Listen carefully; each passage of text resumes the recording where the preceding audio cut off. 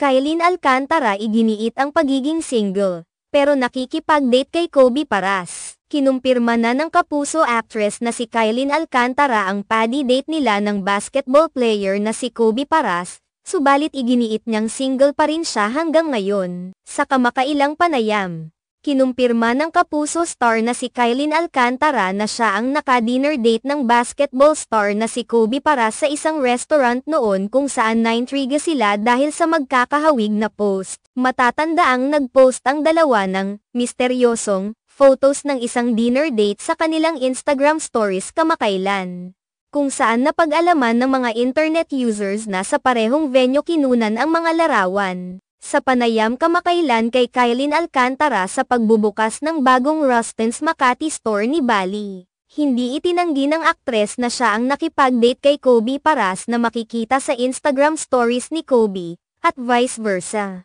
Nang tanungin, gayunpaman, kung ano ang real score sa pagitan nilang dalawa ni Kobe Paras, ay natawa lamang ang aktres at fashion influencer. Sinabi niyang hindi pa niya alam ang kahihinatnan ng pagdi-date nilang dalawa. Sa kabila naman sa pag-amin ni Kylene Alcantara ng pakikipag-date kay Kobe Paras, iginiit ni Kylene Alcantara na nananatili pa rin siyang single at sinabi pa niyang totoo talaga ang kasabihan na masarap ang maging single. Subalit ipinunto rin ng aktres na masarap rin ang mayroong nagmamahal at minamahal. Single life is great.